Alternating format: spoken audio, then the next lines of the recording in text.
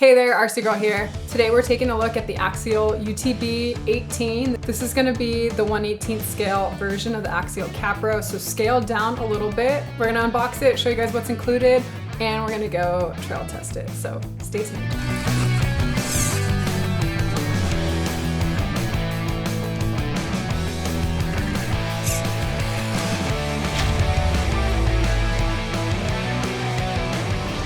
If you guys are new to my channel, welcome. Here you're gonna find RC reviews, tips and tricks, run videos, flight videos, and other things related to RC. So make sure to like and subscribe if you guys wanna see more. Also head over to my Instagram, Facebook, and Patreon, and huge thank you to my patrons for all their support. All right, let's dive on in. You can get it in this black and green one, or you can get it in the Fox branded orange and black one. And absolutely everything included in the box, nothing needed to complete it, even comes with transmitter batteries. So everything you need to get going in this single box. All right, let's open it up.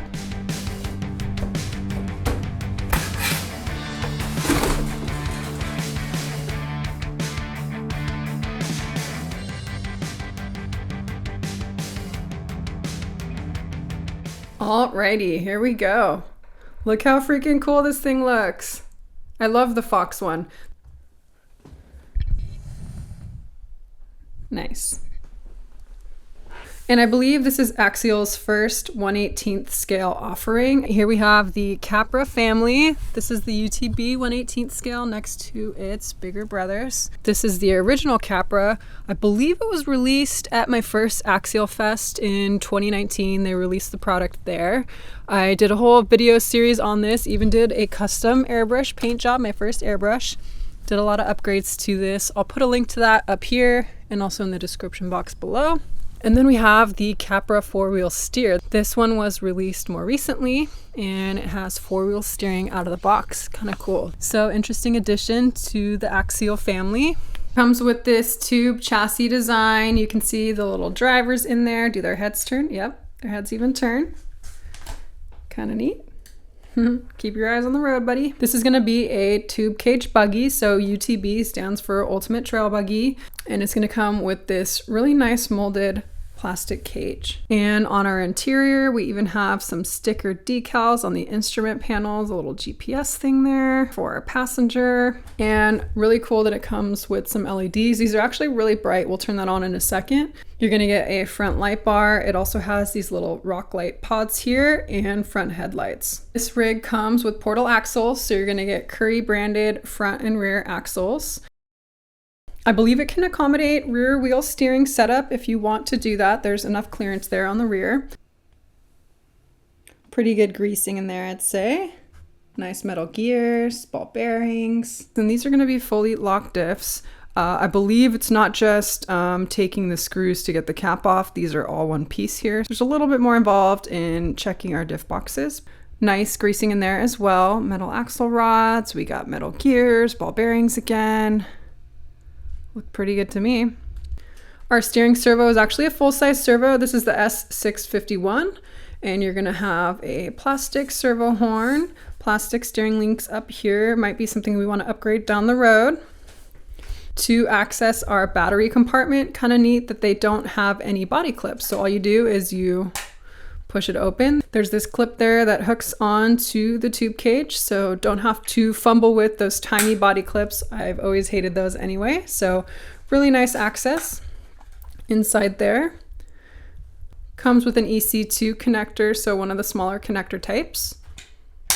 For our wheels, these are licensed Raceline plastic bead locks. These are not a true bead lock, so these are glued on. You're gonna get the orange paint on this bead lock here. I've actually seen similar rigs like this in Moab that have the colored design. I think it adds a little nice accent there. Our tires are licensed Nitto Trail Grapplers.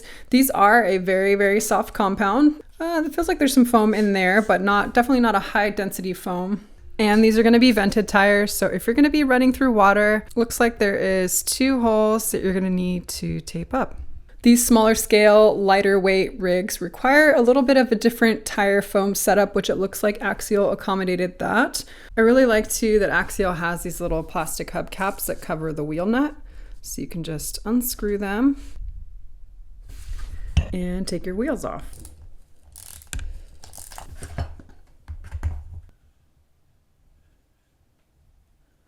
And unlike some of the other Axial kits, this is not being held on by a set screw, so make sure that you don't lose that little pin there. Our suspension is very, very soft. It's kind of like somewhat of a droop setup, so there's not a lot of rebound. These are very soft springs.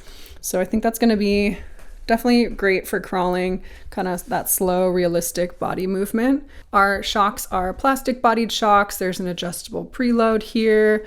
Definitely very, very light springs on this, as I mentioned. And kind of when you push it down, there's not a lot of rebound to it, which is going to be nice and plush. Really nice for that scale crawling. It looks like we have two different mounting positions for both the front and the rears, if you want to adjust where your shocks are mounted. This has a 4-link suspension design. Our upper links are plastic, so I think saving some costs there, but the lower links are metal. We have plastic drive shafts here. Here is our battery and charger combo. It comes with a basic USB wall charger that plugs into the balance port on the battery. And it comes with a dynamite reaction 2-cell 650 milliamp LiPo. This is in a hard case, which is kind of nice. Slots in pretty easily. Not a ton of space in there, but enough to get your wires out of the way, and it closes nice and cleanly. Here's some of the other things that come in the box. We got our instruction packet here. We'll take a look at that. We have a bind plug for binding it to the transmitter, which we'll talk about. We got some basic tools. We got a couple Allens and a T-wrench. We got some hex adapters here. I think these are slightly reduced offset than what's already on them. We got our transmitter batteries, 4 AA's, and then it provides you with a nice Axial sticker. The transmitter it comes with is an SLT2.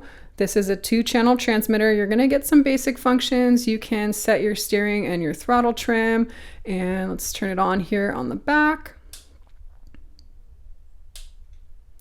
There's a red light indicator. You can reach the steering with one hand, and then you're gonna get 50, 75%, and 100% throttle limits, and you can reverse your steering channel right here.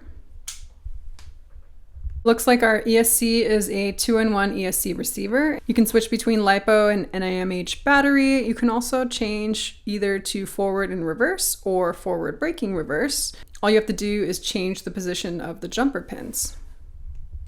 There's also an on and off switch back here.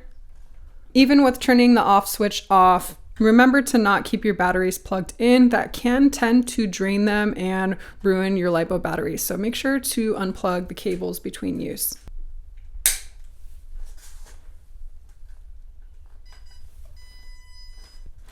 Cool.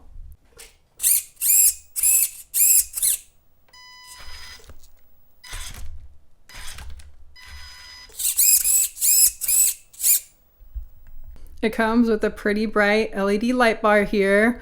We also got some rock lights, these little light pods, and our front headlights. I also got a special delivery from MyTrickRC. He sent me a bunch of his new stuff and a bunch of different lighting options. So we're going to try out some of these strip lights. They're super bright, and put them on the rear here and add some more rock lights. So this thing is gonna be decked out. All right, let's look inside the internals here. I think to get off the cage, you're gonna have to take off 2 screws on each side of the cage, plus the screws holding on your shocks. So let's dive on in.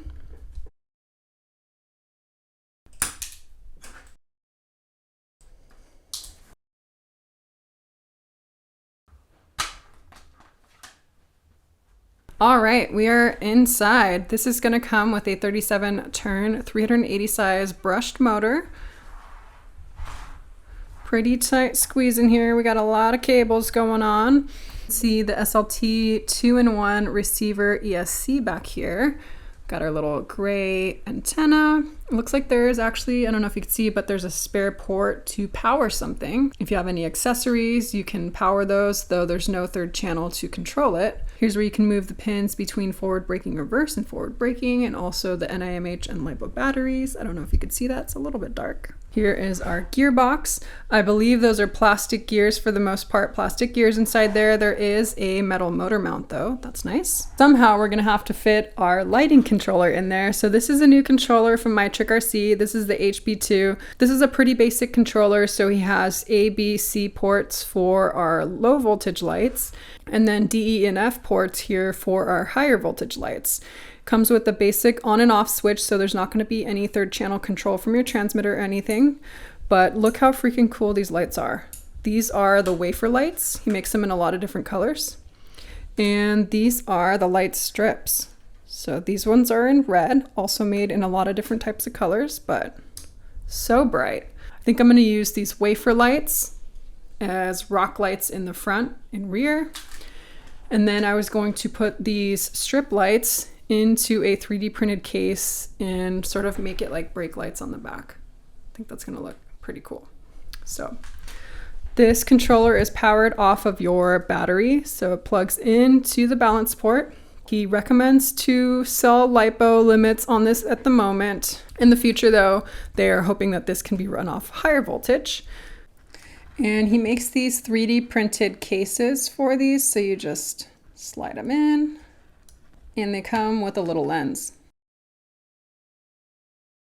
So then you can basically custom install this anywhere you want.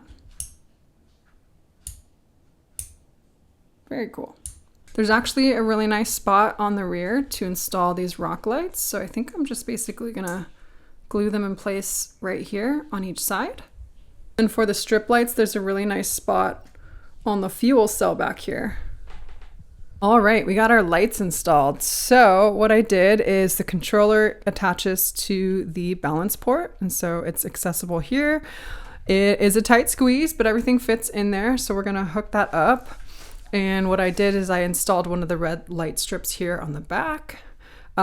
These are high voltage. I actually plugged them into the low voltage port because when you're driving at night, you don't want this like super, super bright light shining in your face. So I thought sort of more of an accent light. Then I installed rock lights here. There was actually a cutout in the cage frame, so the lights fit perfectly down there. And then what I did is I attached two up here as well, so for our front rock lights. But yeah, I just used double-sided sticky tape to stick those on. Then I installed also the second part of the red strip lights up here to give the cab a little accent lighting as well. All right, so here it is with just the stock lights, and then I installed the controller in here so I could just click that on.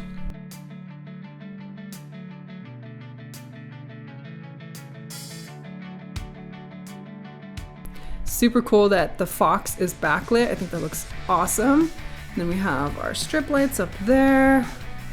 Then we have our rock lights in the front and rear, super bright. Looks really good. All right, I think we're ready to go run this thing. Let's take it away.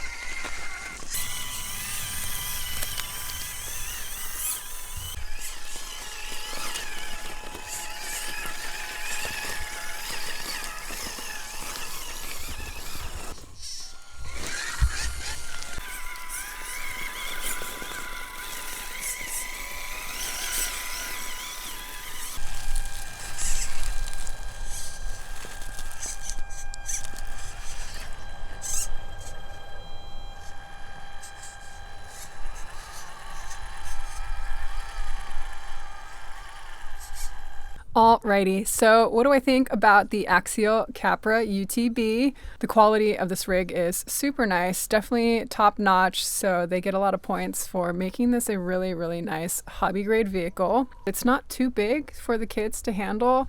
It's also a great indoor crawler or a backyard crawler, something you can easily stuff in a backpack and take with you to a local park. It's definitely capable for a little guy. It made it over some more technical features like the tire in the stream. I wish there was a little bit more control on our slow speeds on the low end. Even when I turned it down to 50% throttle, it was a little jerky. I was also filming and driving at the same time, so it was a little bit difficult. But yeah, I wish there was a little bit more low end control. I also really like the Fox design. It looks so cool, especially with all the MyTrickRC lighting in there. It just looks so awesome. So that was really fun to do a little customization of this. Definitely some cool livery options. At the time of filming this rig is going for around 250 bucks, ready to run, everything included. I did see some grumbling about the price for a 1/18th scale vehicle, but honestly, the quality is there and you get a really nice hobby grade vehicle, everything included. I also don't know if this is waterproof, but I did have an incident when I was driving where it tumbled over into the creek and fully submerged. So it totally survived. I couldn't find anything about whether it was waterproof on the website, but it did survive a submersion event, even though I would not recommend that. I wanted to say a huge thank you to Axial for sending one of these out to try out on my channel. Huge thank you also to MyTrickRC for the lighting care package. Really decked this thing out with some cool lighting options. And also, lastly, huge thank you to my patrons on Patreon for all your support. Could not have done this without you guys. So, all right, that's it for this video. I'll see you later.